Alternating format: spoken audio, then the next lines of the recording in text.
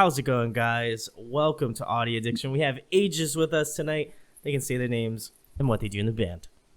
Kemble, sing and play guitar. I'm Tony. I play bass.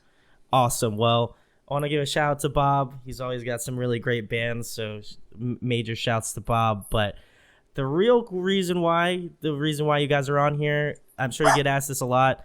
How did you guys start out Aeges? Give me the origin story. How did you guys all meet, come together, make music to where Aeges is at right now? What are you doing? Tony, you want to take that one? Well, I think it would be more appropriate for Kemble because Kemble, I wasn't in the, they had started the band and they just didn't have a bass player, and so that's when I stepped in. But yeah, go ahead. It was you and Larry, basically. Yeah, right? It was me and the original drummer, which was is the drummer of this band, Pelican, and we had all been friends, kind of in separate circles. Okay. That we would all see each other at shows and stuff like that. But Larry and I had always talked about doing a band together. Fast forward, we decided to start Aeges and needed a bass player. And Tony, being a mutual friend and a ripping bass player, and at the time was in this band 16, which is heavy as balls and super awesome. We're like, oh, let's see if Tony wants to do it. And we showed him a song and he was in. And it's funny because that song I think is one of my least favorites, and it's really poppy, which is usually not Tony's vibe. I wouldn't say not your vibe, but you know what I mean. It's got some heaviness though. Yeah. That's what I was looking for actually, because I had already been in heavy bands, but I hadn't been in any band where there was somebody who could actually sing. So that was the appeal for me, really. And because I liked Kemble and Larry already, they were good dudes. So I'm like, it just, I had been doing the 16 thing for quite a while, so it was I really wanted to try something new, and I loved it like right from the beginning. Yeah, no, I feel like you guys got a pretty fresh sound. Like I was telling Kemble, Tony, before we hopped on, I was checking out Colors, which is obviously the one you guys are pushing the most now because it just came out pretty recently. But I was like, it kind of reminds me a lot of like Gojira. It reminds me of like Mastodon, like kind of like in that borderline between like metal and like rock. It kind of sits pretty well in there, and like it's cool like if that those guys wore even tighter pants. Well, yeah.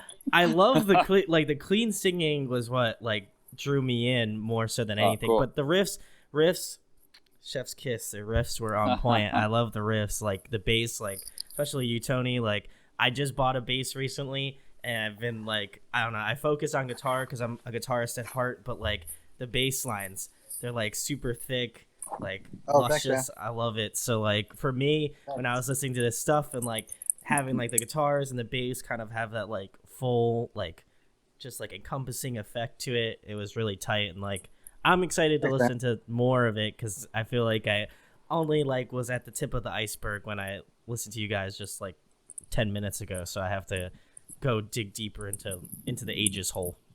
Was that the first song you've heard of ours? That was the first song. I was just like, Bob was the one who recommended Colors first. So I know you guys have songs that have been out like 4 or 5 years. So I'm curious on like how you guys have kind of like grown and like evolved over that period of time. I imagine your sound has changed, I would say a little bit, so it's definitely evolved for sure. Yeah. And that's awesome. Tony walks the frets of the bass. Sorry, I had to throw that in there. 100%. I was a string surfer. You're a string surfer, bro. Oh yeah, well, I guess. He moves on. He's definitely the finger movement on the bass lines. He's got some licks for sure. If you're a bass player, he's got some I'll be honest. Some of the best bass lines in Aeges were written by Kemble because he writes most of the songs, and sometimes the bass lines are done by the time it gets to me, and when I see it, I'm like, still got to play them. Yeah, I still I'm capable of playing them, but I would there's a song of ours called Dream State, and it's one of my favorite bass lines. But when he showed it to me, I'm like, there's no way I would have ever come up with something like that. So it's sometimes I'm just like line for sure. Yeah. So it's I'm grateful that he likes that he's got a good ear for bass lines too, because then it makes my job easier, and And also, it's like I think he does come up with stuff that's just be, I don't think I would have come up with something that cool. So, I was just trying to throw you the bone, Tony. Thanks, But I'm glad that thank you. I'm glad you passed the torch to Kemble, though. I like to. The honesty needs to be put forth, of course. Awesome, guys. Tell people who you guys are kind of influenced by, like who got you started out playing your instrument specifically, and then who influences you more currently in terms of like either Aegis writing or just in general. Tony, you want to leave on this one? You mean like who influences us like individually, or like when we became a band, like what kind of a band we wanted to have? I would say more individually, and then I guess if you guys want to round out with like the whole band, specifically. Okay. Well, a lot of my rock stuff has always been like the heavy stuff, and in the 90s it was a lot of like the underground metal kind of stuff, like Neurosis, Sleep, Melvins, I Hate God, Unsane. Unsane's not really metal, that's more noise rock, but like that, the underground abrasive stuff. And I mean, I started playing guitar because I was into Metallica when I was a kid, and that's what made me want to play guitar. And everybody, my friends that were into metal and stuff, and they were starting to jam, they already had a guitar player, and I wanted to be in a band. So they said, well, hey, if you want to play bass, you can be in the band. So that's how it kind of started, and I just kind of stuck with it. So in high school, it was like a lot of metal and 70s hard rock, like Deep Purple and Zeppelin and AC/DC and Thin Lizzy and all that. And then 90s was all the the underground crazy heavy stuff. And then there's not a lot of stuff that I got into that's like post 04. I still like a lot of old shit. Queens of the Stone Age is a big influence for both me and Kemble. For all of us. And there's definitely some Queen's influence in some of our songs. 100%. And that's one of the few bands that still like I feel like is a current band, even though they're getting old now. I pretty much like everything they've done, except for maybe the last record. But that's a big one. And then so with the band, one of the mutual things that we had was we all really loved the first Quicksand record. Ooh, yeah. Yeah. And I'll let Kemble take it from there because I know Quicksand's a big one for him. Yeah. Okay. So my biggest influences when I was a kid was like, it was basically Pantera and Foo Fighters and Nirvana were kind of the thing, because like Nirvana really got me into wanting to sing, because Kurt, people always said, oh, Kurt can't really sing, and that's what kind of led all these other people wanting to do it. But the dude's actually an incredible singer, songwriter, everything else, you know what I mean? And then Dave inspired me to want to learn more instruments as opposed to just try to sing or play guitar or whatever. And I aspired to be like a younger version of him. Obviously that didn't happen, but I'm still working on it. But so those two bands and that one person inspired me a lot. And then I got into like more hardcore. Sorry, my phone's gonna die, so I got to try to get to a charger. I got into like hardcore, like Handsome, Failure, Quicksand. Actually, I didn't get into Failure until like way late in the game, kind of when Aeges started. Did you just say hardcore like Failure? Failure's I know, really that's what I said it, and I was like, wait, that's not even right. Yeah.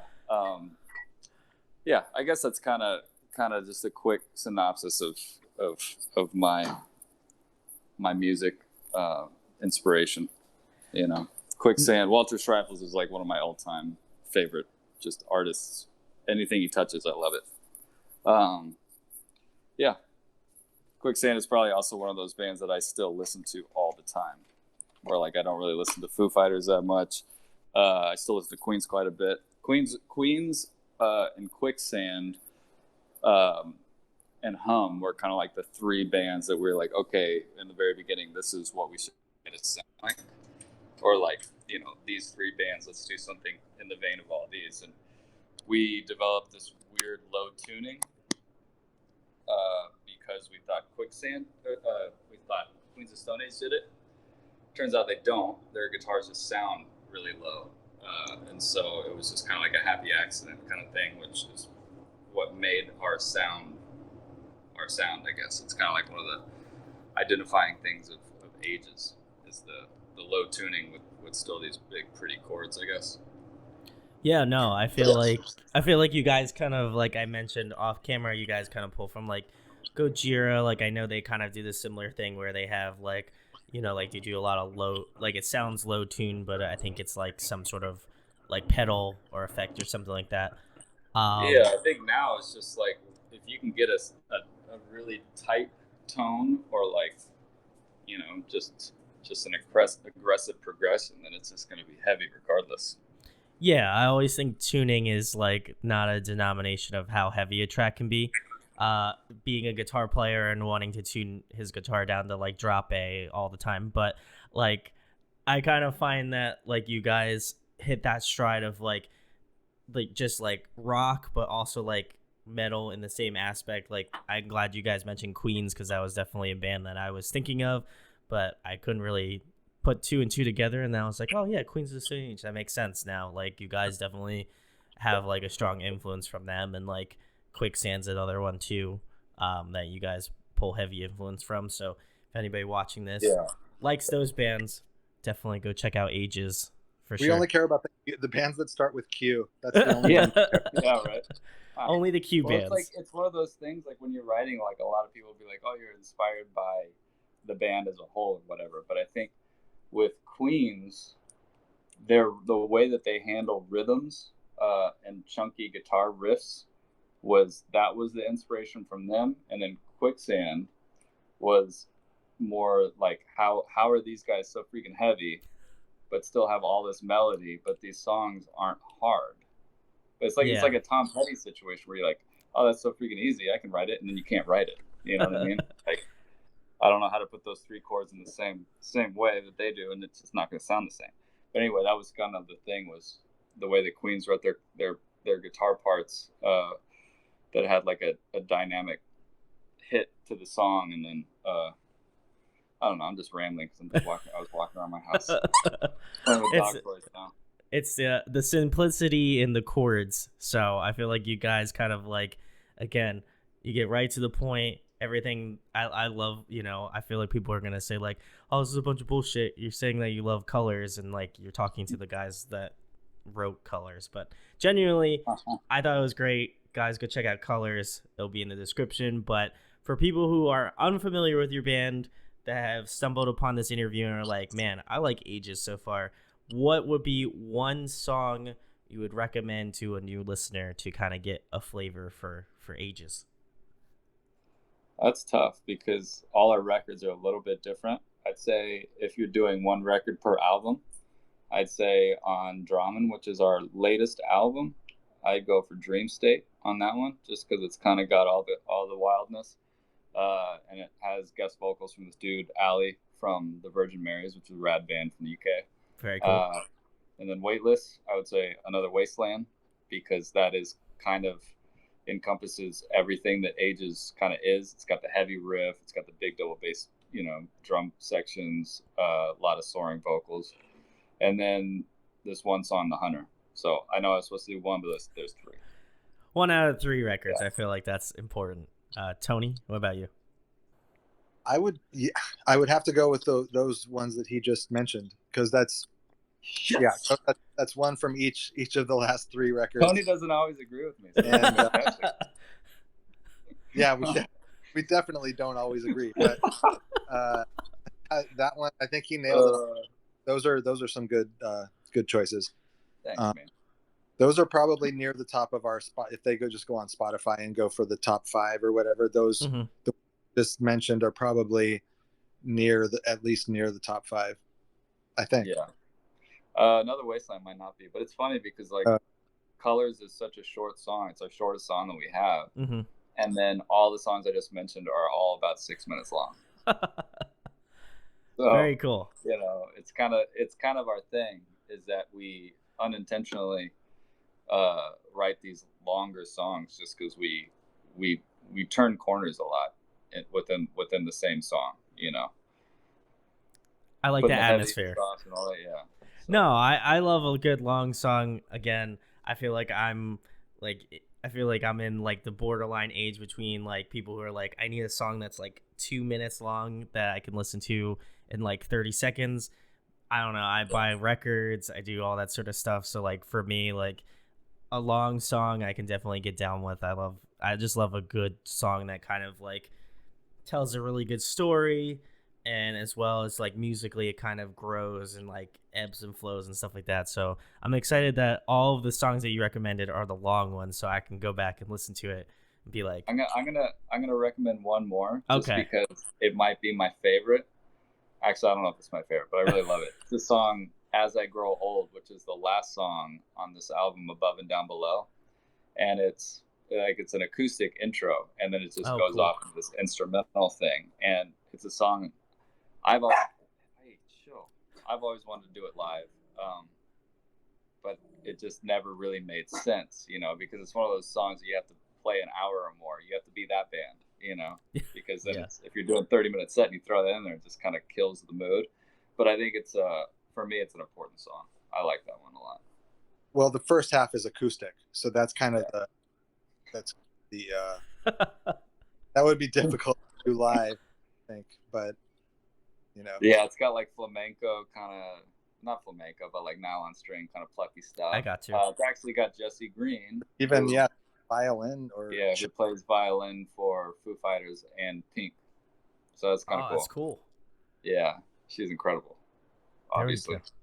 There we go. Well, guys, check out all the recommendations. If you love a good couple long songs, I'll leave them down in the description as well. Go check them out. If you're like me, I'm stoked to check out the like 6 minute or longer tracks. Very stoked. I have to ask, you guys worked with Bo Birchall, which is like I'm a Seosin fanatic, so I love Bo. Shouts to Bo. But how was that experience? Was this the first time that you worked with Bo, or have you been working with him like on previous works? He's mixed our last 2 records. And then this song. And he did the new song, and he did the last 2 records. So he's done the last 25 songs of ours. He's mixed. Yeah, we love Bo. Bo was one of those like kind of come in and save the day kind of guys.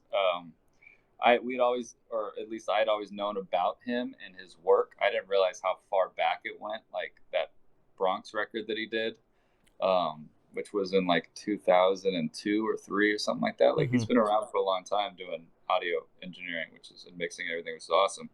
But when we were doing our record Waitlist, which was technically our bigger label, major-ish label record, we were trying to figure out who was mixing it, and we did kind of like a shootout-ish type situation, and I think Bo might have been one of the smaller names in the hat, and he was the obvious choice, and he ruled. At the time, he lived down the street from me, and so it was like I could be like the over-controlling lead singer, annoying guy, and like go to his house and just sit behind him and like breathe loudly, and he was totally cool with it. But no, I'm kidding. We totally trust him, and whatever he thinks works, we're into it. But yeah, he killed it from the start. Yeah, I would totally agree. Like I said, I feel like I gotta talk about colors a little bit more. That mix was on point. I was listening to it with these headphones, but like it just sounds so full. The drums sound really punchy. It just got a nice room to it, and like I would highly recommend people who haven't checked out Colors to listen to it with like some quality speakers or like nice headphones, because you definitely get like a sense of like, I love his mixes anyway, but like you really do get a sense of like especially your style, like you get a sense of like the atmosphere in the song for sure, a lot more. Thank you. He knows how, like, obviously like he's done 25 plus songs with us, so he knows how picky we are with our sound. And I'm an audio guy too, like I mix and produce records myself, and so I was personally trying to mix this just so that we could save some money, and it was like, you know, when you've got a good thing going, it's not always a good idea to throw a wrench in the mix, you know? That's true. No pun intended. And he could take it where I couldn't, like what we were working with, he knew how to take it to the next level, and I wasn't quite getting there for what we needed. It's one of my favorite. I always think he does a great job, but this might be my favorite. I think he really nailed it on that one. Yeah, no, I would. We use a team. Sorry, we use a team. So when we did Weightless with Bo, the first record we did, we had this guy Mike Kalajian master it. Mike does a bunch of amazing records. Like he's a pretty big dude now. And so then he did Drummond, the last record, and then when he did Colors, it was kind of one of those things where he sent his kind of typical way of mastering, and then he also, because he really dug the mix and the song and everything, and now he's a homie, he was like, dude, I'm throwing this wilder mix or master in there, and I think it slams. You let me know what you think. And it was an obvious choice. It was just, I don't know what he did, but it took Bo's mix to like a whole nother level and just like stretched it out. I think it's also, you could put that same mix on a softer song. It's not gonna do the same thing, but something with the tightness of the verses and the big low single string choruses. Oh yeah. What those dudes did together made it massive. I would 1,000% agree. It sounds like a whole room, which is great because like I'm not like, obviously I'm familiar with music and being a music nerd, but like I have no schooling whatsoever, but like it does have this like full sound, and I think it has just a lot to do with Mike and Bo. I think they just really killed it. So shouts to those dudes. But next question, guys, keeping it more current, who have you guys been listening to recently? What's on your like day-to-day listening schedules? Me? You? Anyone? Well, I've actually, so I met up with Tony yesterday because I moved out to Palm Springs. Tony's still in LA, so we met in the middle at Pomona, went to a brewery, and on my way home, I listened to the whole Gojira record, which is freaking awesome, and I listened to the whole new Royal Blood record, which is equally, people might get mad if I say this, equally as awesome. And like I've read all these hate comments about it because it's like more dancey, but in my opinion, it's so much heavier. Like there is absolutely no break to like not want to move around and dance and get stoked. Like that record is just really cool. So that is like the last immediate things that I listened to was the new Gojira and the new Royal Blood. Hey. I haven't heard the Gojira one yet, but Royal Blood that's the only real new thing that I've listened to. But I like it. I like it a lot. I like all their records. They're one of the few rock bands that I would consider kind of a new band.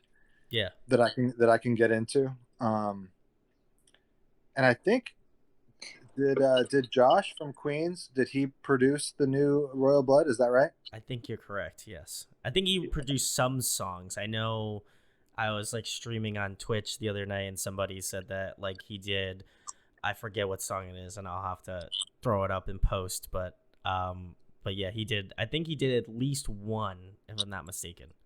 Okay. If he did one, it's definitely that Boilermaker song. I think it is. I think it's Boilermaker. I think you're right, 100%. It's the swing, and then even all the way up to the music video, which Liam Lynch did. It's like straight up that thing that those guys do. Yeah. So they actually, one of my favorite arena shows that I've seen was on the last big Queens tour, which I guess was probably 2018, 17. They played at the Forum here in LA, and Royal Blood opened for Queens. Ooh. And it was like Royal Blood played for a good 45 minutes at least, and then it was one of my favorite times seeing Queens. It just That's not the one that I went to, right? No. You and I went to the one at Universal. That was for like Clockwork. Oh yeah. And that was Chelsea Wolfe opening. Oh right. Yeah, that's one of my, probably in my top 10 favorite shows all time was Queens and Royal Blood at the Forum. It was awesome. But yeah, that's the thing.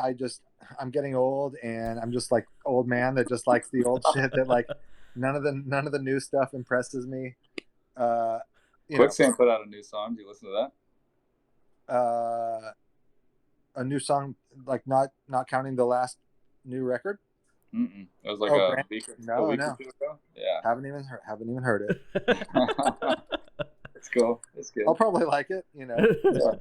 Yeah, but they're from the early '90s though. Like, you know, in terms of like newer bands, what's that, like, you know, Greta Van Fleet. I can't, like, that's again, and you think, and you know, it's like, okay, that's the, of all the young bands. This is what's crazy to me. This shows like what the rock world is now compared to what it used to be. Like, Yeah. when you think about the '60s and '70s, all the biggest rock bands in the world that are playing stadiums or whatever, you got Led Zeppelin, you got the Stones, Beatles, the Who, Yeah. all those bands, Sabbath. They're hitting it big and playing arenas in like their early 20s. Yeah. And now it's like the rock bands that are big. Who's the biggest rock band? Maybe Foo Fighters or whatever. Those dudes are all pushing 50. You know, Yeah. like who's the new Greta Van Fleet would be an example of a band that's actually maybe still in their 20s, but well, I don't think it doesn't happen to rock bands anymore. I think it's like the younger hip hop and like pop artists. You know? Yeah, sure, because that's what's big. It's what rock's not big right now because what's big is whatever the young kids are into, and the young kids are not into rock. You know, that's fair. So, which, you know, is kind of every once in a while you'll be at a show and you see like, oh my God, there's a fucking teenager here. But you know, but that's pretty rare now. You know, it's like it's weird. So it's kind of a bummer, but yeah, it's, I don't know. Like I said, there's just not a whole lot of new bands that really get me excited and stuff. And it's you know, I can get by with all, you know, all my favorite stuff will be there for me forever. And if something new comes out that I'm into, like, great, but it's just not happening much lately, you know? No, I feel like at least for me, like, I'm into like the metal scene, all that sort of stuff. So like for me, it's a little bit, I feel like the artists are, I want to say harder to find, but like they're a little bit more obscure. And I feel like, again, to Kemble's point, I feel like a lot of people are into like rap, hip hop, pop, which isn't a bad thing. You know, people like that sort of stuff. Like, but it's not rock, it's not metal, it's not any of that sort of stuff. So, you know, what's in your wheelhouse? What's your main stuff, like Gojira or something? I haven't listened to the new Gojira record, which I probably should. I don't know if it's out yet, so I'll have to check out the full thing. But I've been really into this UK band. I think they're kind of like, if you like the Deftones, you're gonna enjoy this band. They're called Loathe. They're from the UK. I've heard the name. They're awesome. I feel like they could be the next like bigger metal act, I'd say. That's cool. I'm trying to think who else I listen to. I kind of go through a mix. Honestly, it's mostly the people I have on. Is usually, I know it sounds like a stupid cop-out answer that an interviewer would say, but like generally it's that, or like I listen to like a lot of like post-hardcore. I'm into this band called Hail the Sun. They're like Circa Survive meets like Bo did their record. Like, yeah, they're pretty sick. Bo did their record? Yeah, I think the drummer is the singer. Yes, the drummer is the singer. Yeah. Yes, that is correct. Trying to think who else I'm really just like jamming hard right now. I'm just listening to like a lot of progressive metalcore. Like there's this band called Era. They're like screaming, singing, but Bo did them as well, I'm pretty sure. So a lot of Bo Burchell stuff. He's great. Yeah. But yeah, I know he's doing a lot for the metal scene too. So like I gotta give him props. But yeah, that dude doesn't stop, man. I try to listen to different stuff. I'm getting into like more pop stuff as of recently. So I just try to hit all of the genres. You know, be as well rounded of an interviewer as I possibly can. So that's I would say those are my suggestions. Like Katy Perry or something, or what? I'm not not into that pop, but like more like I don't know. I guess stuff that has like a pop sort of sound to it, but isn't pop. Like it's like borderline. There's this band called like Don Broco. They're from the UK. They kind of have like that like rock edge to them, but they also have like songs that are like way more like in the pop sphere. And but they're still a rock band. But they're still like a rock band. Yeah, they definitely have like a rock flair to them and a pop sensibility. That's kind Tony, of you might like them, Tony. I feel like Oh you would yeah. dig them. Yeah. We'll have to get back on Tony. Tony will have to let me know. That'll be the follow-up interview. Sure. Send me some recommendations. There we go. Next question, guys. A fun one. If you guys could pick a song to cover, what would it be? I know what Tony wants. You always want to one? start your set with this song. Oh, yeah, but that's not the whole song. That's just the intro, just because I like the intro. You talking about the Boston one? Yeah. Yeah. Yeah, it's called, the Boston song is called, it's called Foreplay / Long Time. Oh, I love that song. Oh, you know that? Okay, so Foreplay is just the intro. So it's such a killer intro. But then, like, once the song starts, I'm like, all right, it's Boston. I'm not really that into Boston, but that intro is so awesome. I like how Tony was like, man, that intro is great, but man, I don't like Boston whatsoever. That's just Tony says it how it is, man. I'll give him props. Hey, I don't dislike Boston, but I mean, More Than a Feeling is undeniable. I mean, I think most people would agree with that. Undeniably annoying at this point. But, really? Okay, I can still get into it. It's just the production for like the production's insane for the 70s. Yeah. Which once somebody pointed that out to me, I couldn't believe how good it was.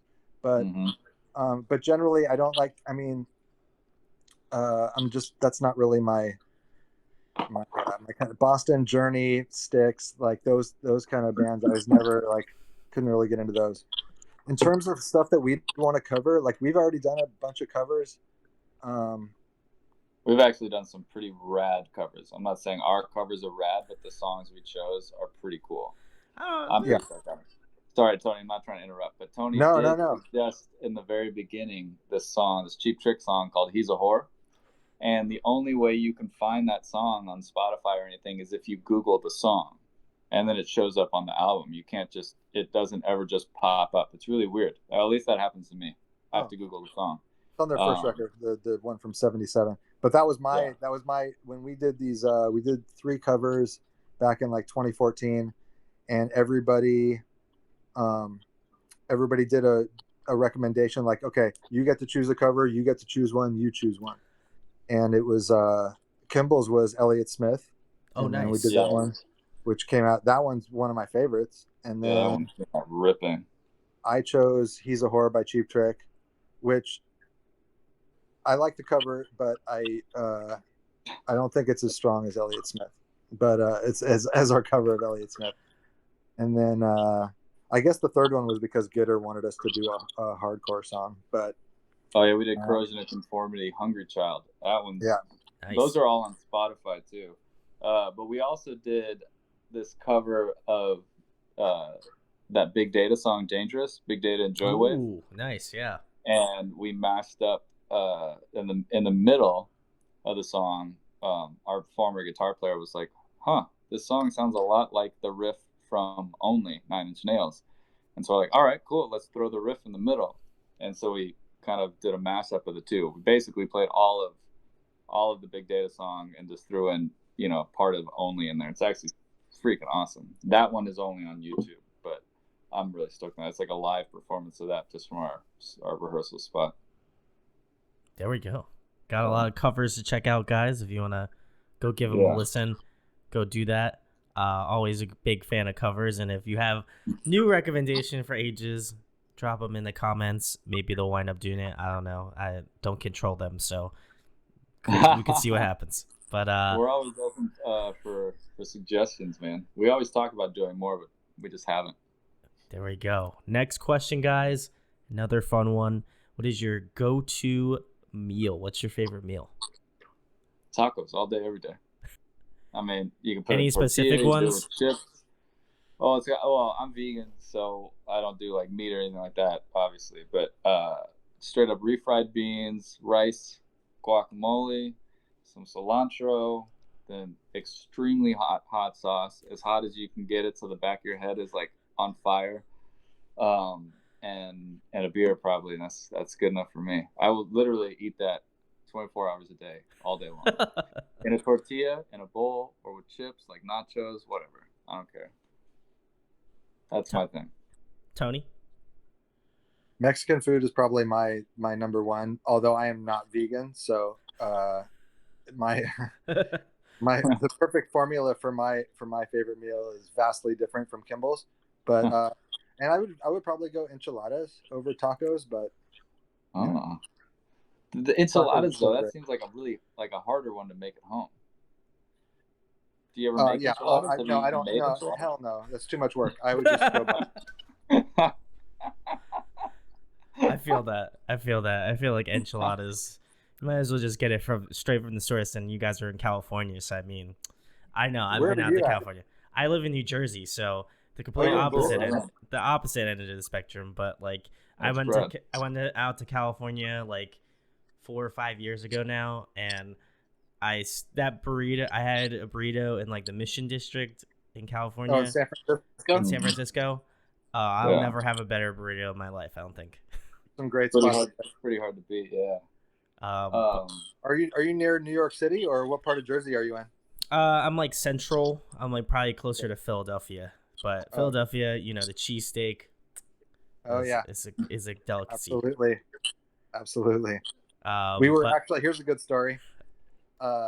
When we were on tour with Chevelle a few years back. Very cool. And we got to play this big rock festival at the stadium right outside of Philly. It was called Rock Allegiance. Yes, Rock Allegiance. Yep. Are you familiar with it? Oh yeah. Okay, so we got there a day early, and so we were playing on the Saturday, and we got there on a Friday, and our buddy Todd is playing in The Offspring, and The Offspring was one of the headliners on the Friday night. So I guess when Offspring was done with their set, they didn't want to like hang out after the show. They just went straight to the airport and split. So, but they had they were just gone. And but they said, hey, you guys can have our dressing room and all the stuff that's in there. And so we're like, great.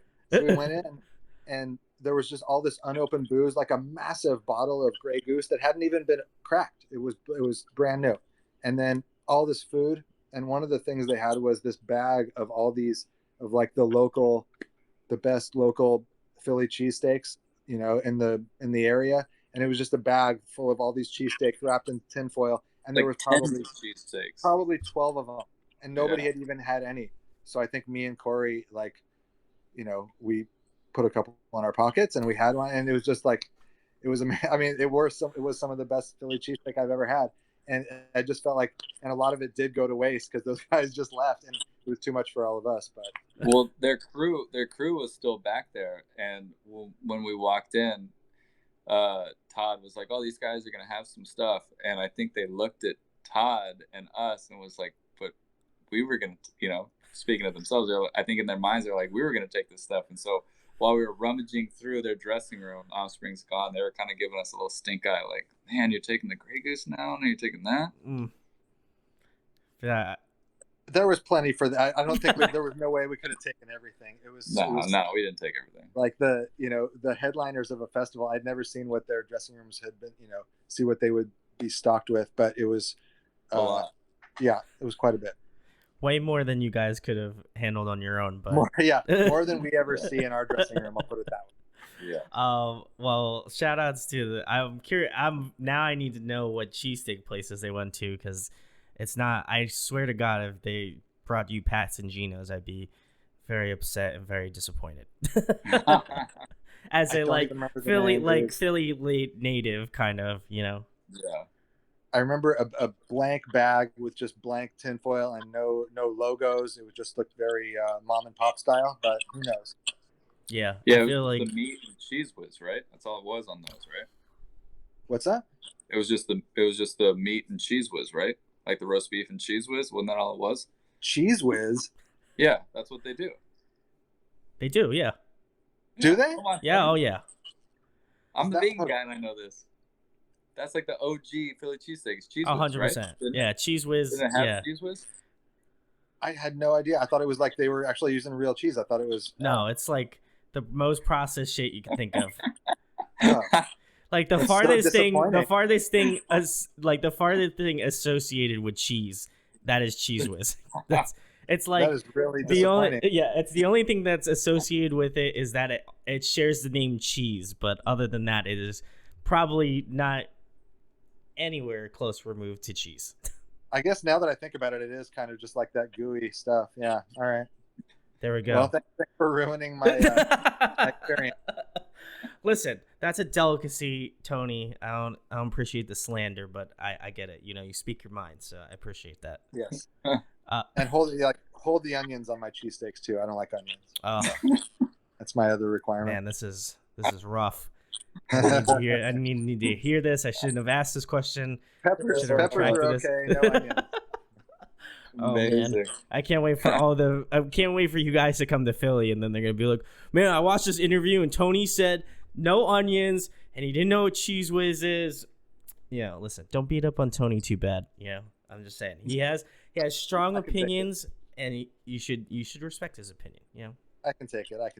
Oh, Tony's a big boy. He's got some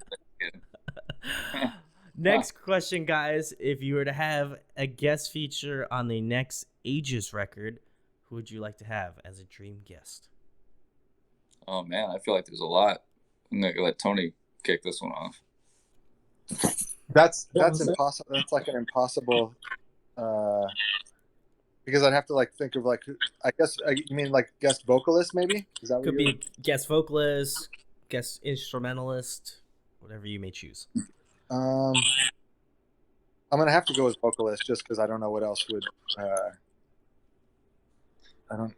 That's a tough. It'd be that or a solo guy, because then we'd have to kick somebody out for the song. Yeah. Right. Oh yeah. Somebody just do a guitar solo. Yeah. That is tough. I'm drawing a blank. Kemble, can you think of something and you come back to me? Yeah. I mean, I have a list of people that I would love to have on a song with us. The issue with getting guest vocalists is if they're a lot better than you, then their part is the best part and will always be the best part of your song, if not people's favorite song, part of all your songs. And so I'd love to have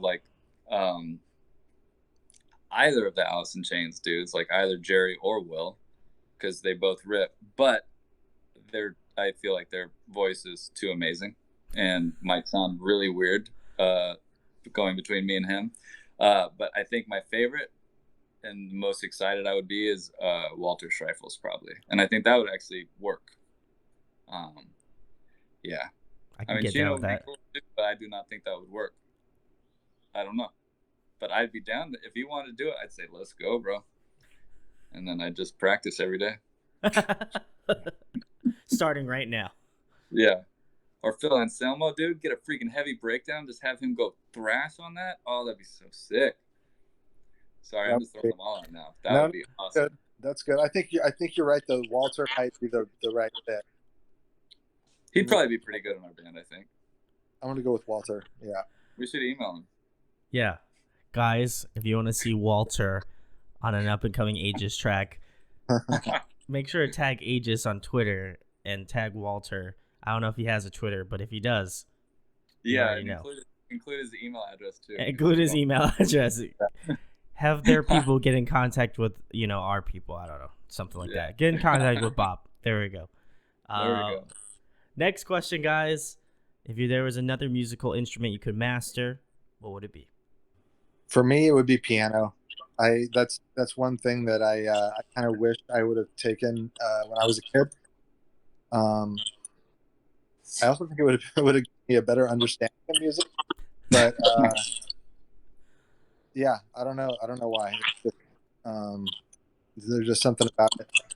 My parents had a piano at our house when I was. I think we got it when I was already in my teenage years, but it was always sitting there, and I would mess around with it, but I never actually took lessons, and I really wish that I would have.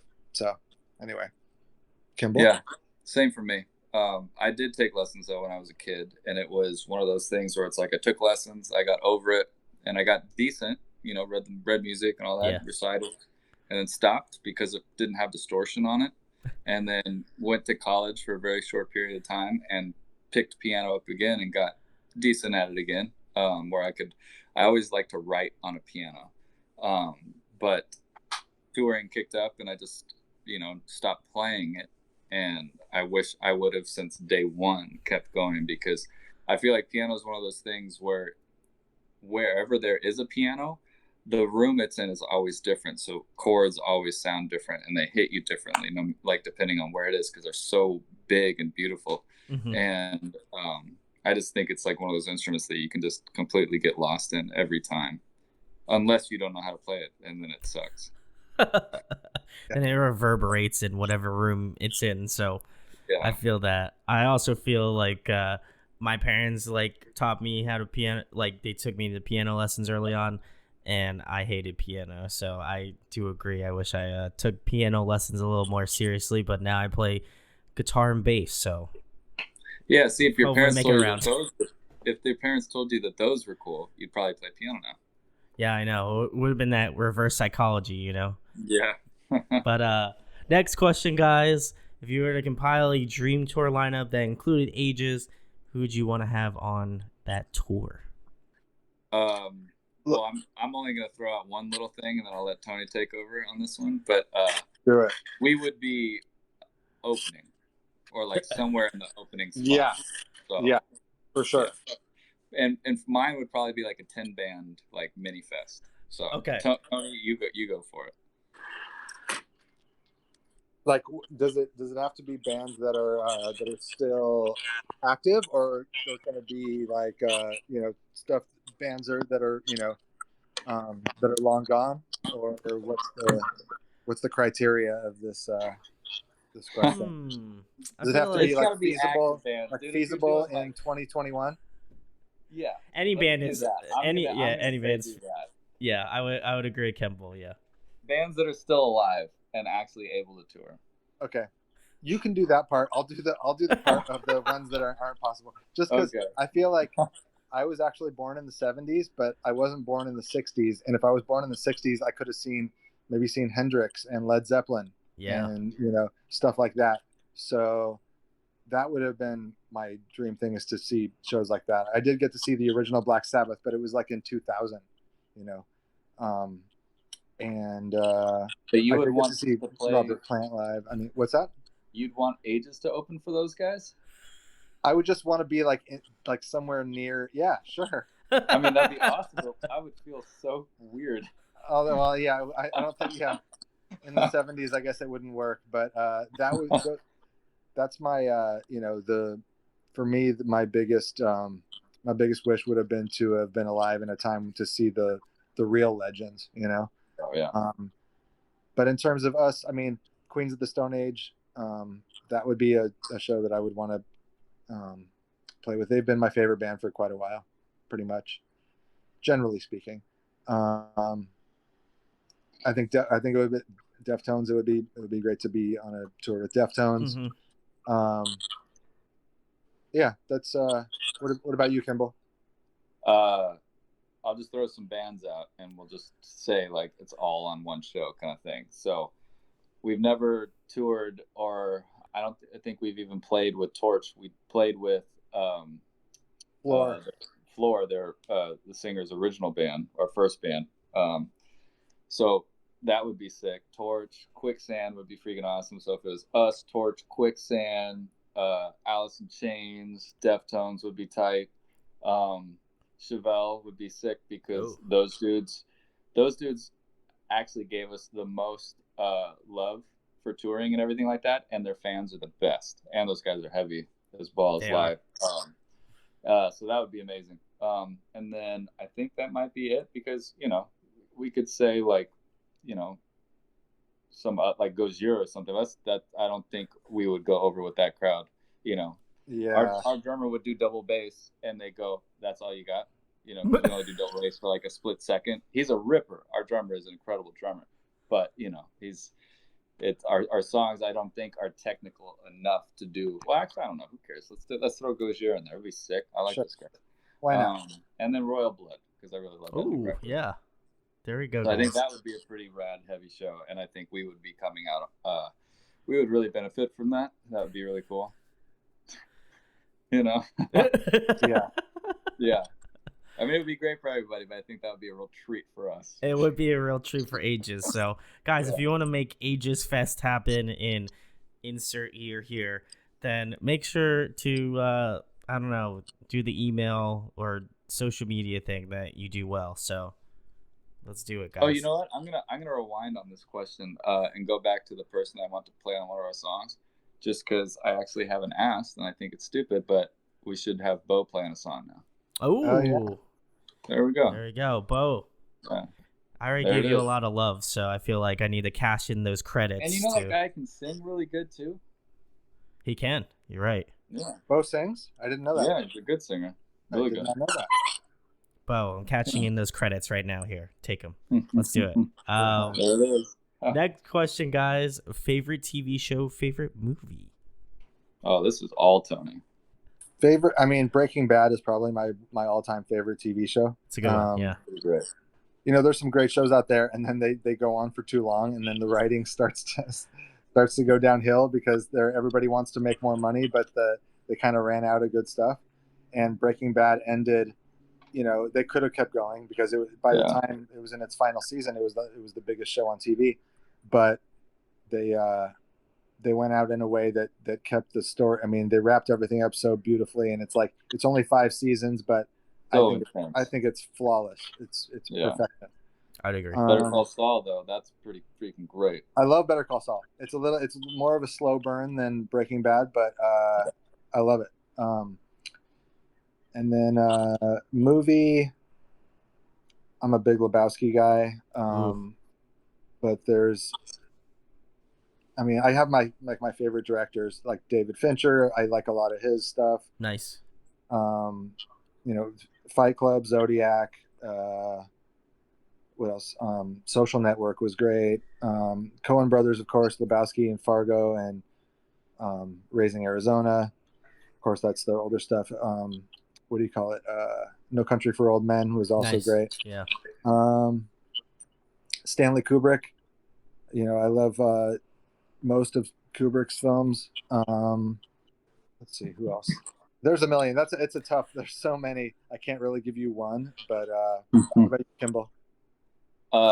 So I love movies. I love TV, all that stuff, but I never got too deep on stuff. I mean, I'm right now I'm watching 6 Feet Under, and that's pretty awesome and intense and dark. So that's a perfect example. I love that one.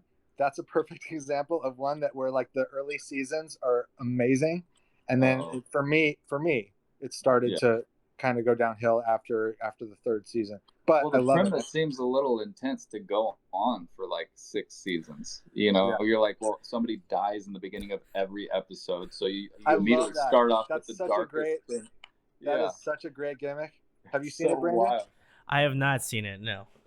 Well, that doesn't spoil anything, but it's about this family that has a funeral home. Okay. So it's just how they cope with life, and just whatever happens their day to day. But every episode starts with somebody dying, like within the first 5 seconds. Oh wow. Okay. Yeah. So that's what I'm watching now. Once I finish it, I probably won't ever watch it again. But people are gonna think I'm like the lamest movie TV person ever. But Friends and Seinfeld, I will watch that. I've watched those whole seasons, everything over like 700 times. Like as soon as I watch TV when I go to bed, so I just put it on. I feel and actually a great show, which is not one of the best. It's just a great show. This show, Whose Line Is It Anyway? Is on HBO now. It's so great, dude. I love it. And then movies, I like all movies. Lately, I've gotten into like kind of like horror thriller stuff, but I watched really great things, and I forget what they're called. I remember Hereditary just because everyone kept saying I should watch it, and it was cool. It was good. I watched Dude, Where's My Car the other day. I actually really enjoyed that. Never seen that one. That's a good one. That's a great one. I love Stifler, and I haven't seen that one. That movie is actually really good. It's on Hulu right now, if you have Hulu. I do. Yeah. What about you, Brandon? In terms of TV shows, I'm trying to think what I've been watching recently. My girlfriend and I are watching we watch like the Marvel stuff. So I watched Falcon Winter Soldier, Just finished that out. We watched WandaVision before that.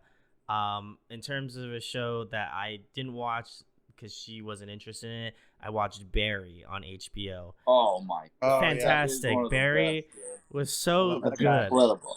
I've been waiting. I'm eagerly awaiting the next season because they left me on that big cliffhanger, and I'm big mad right now. So I need Barry. Okay. Barry's the one. I love Barry. I'm throwing one at you because you probably haven't seen it. If you have, good on you. But Party Down, have you watched that? I have not. Yeah. I'll have to check that out. It's a great one. That is maybe one of the best TV shows ever. Okay, Party Down. I'll have to. It's old. Yeah, it's only. I think it's only 2 seasons, but it's good. So definitely good. I'll watch that. In terms of movies, we watched a really strange movie the other night. We watched Palm Springs. It's with like Andy Samberg and Kristen Milioti. And there's it's Groundhog Day. Yeah, it was like a new Groundhog Day. It's a little weird, but it was a rough start. But I feel like once it got into the air, it was solid. You know, that's where Kemble lives now. Yeah, doggy. Oh, Palm Springs. There you go. Well, he just moved there last year. Don't go crawling into a cave somewhere and have the. Yeah. You're gonna live the same day all over. It's just gonna be me interviewing you for all of eternity. Hey, this is probably the most people I've talked to at one time during all this quarantine, so I'm down with it. There we go. Well, I would say that other than that, my favorite movie of all time. As you can tell, I'm a big Andy Samberg fan. I love Hot Rod. It's like a very underrated. It's like a dumb like spoof movie. It's like basically about like this kid like thinking that his dad's like Evel Knievel. It's really good. It's very good. It's very like it's on kind of like the same echelon as like Napoleon Dynamite. You know, if you've seen that sort of stuff. I love that one. Yeah, you gotta watch Hot Rod and Dude, Where's My Car? Back. Yeah. It'll probably be the best night you've had in a long time. That's funny for his 2 movies. He chose 2 Andy Samberg movies. I know. I think the only one he did like an Adam Sandler movie where Adam Sandler's his dad or something. Yes, right? Yeah. It's like Bad Dad or like something like that. Right. I don't know if I've seen that might be the only Samberg one that. Oh, apart from Palm Springs, of course. Palm Springs, yeah. But that's funny. If not, Step Brothers is a classic. That one's. Oh yeah. Oh, that is good. So that's funny. A good one. So funny. Love that. But Tony and Larry would always our first drummer would always quote that movie on tour. Oh yeah. I think Larry would always start it. I think he was more the guy, but. I like Will Ferrell, but that's probably my favorite Will Ferrell movie. Yeah. I would argue that that's one of his best movies, easily. Yeah. Some people don't like it. It's funny. Some people don't get the joke. I heard it took me a second round to really get into it. Like somebody's like, "Well, what's the big deal?" They're like, they're 40 years old, but they're just acting like they're 12 the whole movie. And I'm like, that's funny. No point. Yeah, you literally said it. That's what's so funny about it. Yeah, it's awesome. When he's like digging that hole in the middle of the night, and he's like, "Shut up!" He's like, "I'm trying to bury you." That was that part. And then I'm not gonna say it because I might get demonetized. The drum scene is the best. Yeah, the drum scene. I can't say it because of YouTube policy here, and I'm not trying to get this interview banned on on the internet. There you go. But next question, guys. If you were trapped on a desert island for the next month and there was one record you could bring with you to listen to, what would it be? Cardigan's Long Gone Before Daylight. Ooh. Damn. I'm obsessed with the Cardigans. I think they have the best guitar tones, best mixes, and her voice is insane. I love that band. But yeah, probably that. Yeah. Kemble and Corey, our old guitar player, used to get into the Cardigans and play them in the van when we were on tour. It was not my favorite moments of it. But I could have seen that coming from a mile away, honestly. Yeah. Not that I don't like, silly shit with like girl singers. I love the B-52s. Like B-52s is Cardigans is not a silly band. They're very serious and fantastic. I know. And the singer is so cute. That chick is she's such a good looking girl. That helps. Maybe I don't know. They're from like Sweden, so I'll let it slide. Whatever. One album. That's it's gonna be AC/DC. I'm just gonna call it out for you. No. Because if it's only one album, that's good. That's a little too basic. I'm gonna go in the opposite direction. I'll say Mars Volta, Deloused, and the Comatorium. Oh wow, newer. It's proggy, and it's like that's really the only Mars Volta album that I like. But it's probably in my top 10 all time. And that was. And if that was the only thing you were gonna listen to, you'd listen to that for a whole month. Woo! But it's with the proggy stuff, it's like it's just not as repetitive and whatever. If it's only one thing, maybe I'm overanalyzing it. But no, I'm just sticking with it. Sticking with it. I thought for sure Tony was gonna be like, I'm gonna throw a curveball to you. Dream Theater record. They're like 7 hours long. So yeah, I feel like this would be a good case study. See how Tony feels after the month and how I feel after the month. Oh, we could do it. Could do it. I feel like I'd be like so zen and like tan and just chilling and like so happy to hug everybody. Like, what's up? Hi guys. And Tony'd be like that mad scientist that like developed some like new crazy like explosive out of coconuts or something. So high possibility. So guys, you're gonna have to keep posted on the status of Kemble and Tony. But I think we already know where it's going. Tony would turn into a mad genius, and I would just be a chill, burnt out beach guy. Vibes. There you go. Yeah. The second to last thing, guys, I've been asking a lot of artists this on recently. What do you want people to take away from Aeges, whether it be from a lyrical perspective or a musical perspective or a combination of two?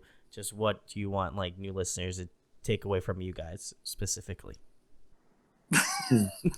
We both did I was like, okay. That's a tough one. Yeah. That's a tough one. Something to take away from. I mean, for me, it's always been like my favorite part is the guitar riffs, basically. So if somebody is a fan of heavy guitar riffs, and I don't know, that's kind of it for me. It's a lot of things, but if I had to choose one, I'm a guitar riff guy. Yeah, I feel like if you're hoping people are taking something specific away from your music, then you're probably not doing it right. Sorry, Tony, did I sound like a complete jerk by saying that? No, I'm sure you're correct. But what I'm meaning, I guess, is like, I never want to tell people what I'm hearing from the lyrics, like how they mean to me or whatever. I'd rather people just take their own thing. I guess the main thing that I'd like people to kind of like learn from the band is that it's okay to write 6-minute songs, and choruses are okay in heavy music, or at least we say they are. I don't know. I mean, we don't have the biggest fans in the world. We're not a huge band, so maybe I'm wrong, but I think it's good. There we go. Well, if that wasn't a great selling point on Aeges, go do it. Go check them out. Last thing, guys, tell them about where they can find you guys out on social media, what you guys have coming up in the next couple months, and anything else you guys like to plug or talk about. That's all Kemble right there. He's good about the socials and stuff. Let me tell you. No, so everything we have is Aeges Band, and the way that the band's name is spelled is AEGES. So AEGESband.com, Instagram /Aeges Band, Twitter Aeges Band. It's all the same. And as far as what we have coming up, we don't have any touring or anything like that lined up, just because who knows what the world's doing, and so we're just writing and recording, and there will be more stuff coming that will involve Bo.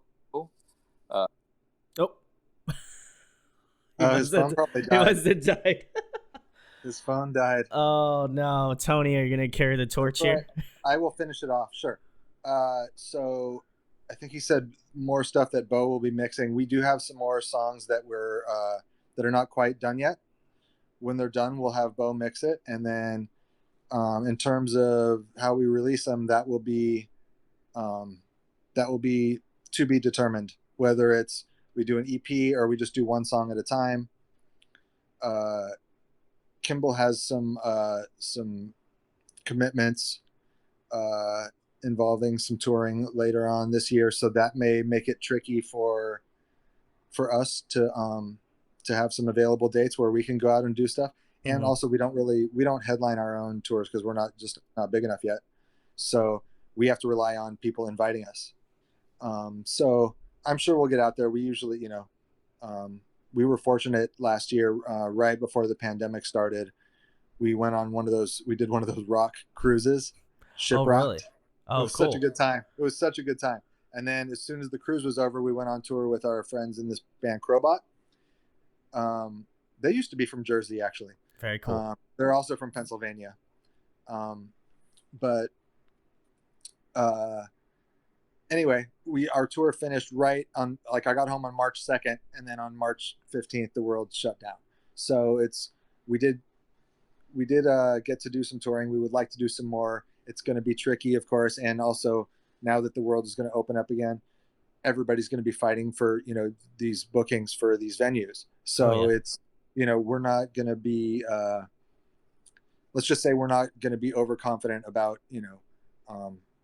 having a bunch of stuff fall in our lap that we'll be able to do, but I'm sure we'll get out there eventually. And it's just, we'll have to just see what happens.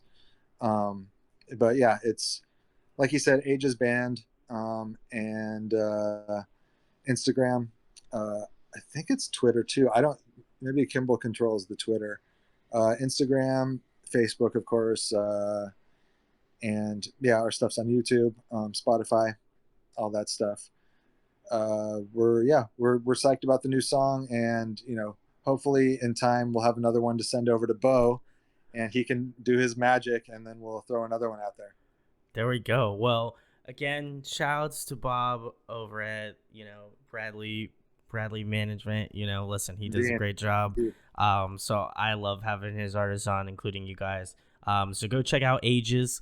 Check out their newest song, Colors. It's fire. I think it's so good. Like, I love the riffs, big sound. So if you're into that sort of stuff, like more rock metal sort of stuff, you're definitely gonna dig this band a ton. I will leave all links below in the description. Go check them out. If you enjoyed this interview, share, like, and subscribe. It goes a long way. Helps me find out about more people like you. And to end it off, Tony, I don't know if you can answer this. How did you guys come? I guess, how did the name Aeges come up? I'm curious if there's any specific meaning behind it. Well, the reason, okay, so basically it was just AGES, Aeges, when we first started, and then when we put out our first single, 2 different bands contacted us through Facebook and were threatening legal action and stuff, and it was so stupid. So we were gonna just keep it. And then just be like, oh, okay, yeah, I guess we'll see you in court or something, because they weren't bands that were really significant or whatever. Yeah. So, but then we asked our lawyer, hey, is this something we should worry about? And he said, well, if they technically had the name first, and you guys end up doing something or making a little money or whatever, they could sue you. So why don't you just choose another name or just choose a different spelling? And I was dating a young lady at the time, and she threw out the idea of throwing the A that's kind of connected to the E. So it's the A, and then one of the spines of one of the lengths of the A is the spine of the E. That's how we stylized the name. So, but it's basically, we just did the AE, and just kept it Aeges. But now we got this new spelling. In hindsight, I regret it, because now when people see the spelling and they don't know who we are and they haven't heard it, they try to read that word and they don't know how to pronounce it. And I totally get that, because I wouldn't know how to pronounce it either. The only reason we call it Aeges is because it was AGES before that. So it's kind of, oh, there's Kemble. He's back. Sorry about that. He's but back. I didn't have time to get a bevy. There we go. Worth it. I'm just telling him about how we came out, how we got the name and stuff, and how, like, we regret the spelling, because now when people see AEGES, they have no idea how to pronounce it. So we thought it was going to be an easy thing, but it doesn't. We never. As we thought. It didn't even occur to me that would have been a thing. And so if we could do it over again, I might have done it differently, but who knows? Did you tell him about there's clubs that like will announce you before they open the curtains or you walk on stage or whatever. You're talking about the Roxy guy, yeah. Yeah, and like we played the Roxy before, and the people at the Roxy, they all know us. But maybe the band was kind of new. I don't even remember, or he was just being a jerk and funny at the same time. And he's like, and next up we have Aeges. Yeah. And I don't think we even started, like, we just started laughing. Yeah. We looked at each other laughing on stage. It's like no music. We're just like, all right, whatever. I think he was just trying to be funny because we did sound check with the guy. He had plenty of time to ask, you know. Yeah. I think he was just like trying to be a clown, but whatever. I mean, like, hey, it's our stupid spelling. So what do you expect? Well, I want to give a huge shout out to Aeges. No, I'm kidding. I'm not gonna say it. Aeges. Huge shout out to Aeges. Go check them out. Again, I already said the plugs, but go give them a listen. Go check out Colors. If you want a strong, like, metal rock track, it's beautiful. Go check it out. Go give it a listen. Oh, here, I got a question for you. What would you classify the band as? I was going to ask that. Idea. Yeah. Like genre-wise? Yeah. I feel like you guys kind of hit. I'm trying to think. I'm not usually a genre elitist like this, but if I had to really nail it down, I feel like you guys are kind of like hard rock genre. Like, I feel like, hard rock can vary between like different styles, but I feel like you're hard rock with like a metal influence, if that makes sense. That's kind of where we've ended up. Yeah, that's what we've been saying pretty much. Yeah, we've had people be like, oh, you're progressive metal, and you're all this. Like, I feel like once you put metal in our name, people expect us to like really have some thrashing riffs, and we have heavy riffs. You got riffs. Metal, like more stonery than metal. I feel like maybe like prog hard rock, if that's a thing. I don't know if that's a genre, but I'm the last person to be asked that since I can never label a band anyway. So it's a running joke here on the channel. So go check out Aeges. Again, it's a name you won't forget because it has the A and the E thing. So go check them out. Go give them some love. And huge thanks to Kemble and Tony for coming on tonight. Awesome. Thanks, Brandon. We appreciate it, man.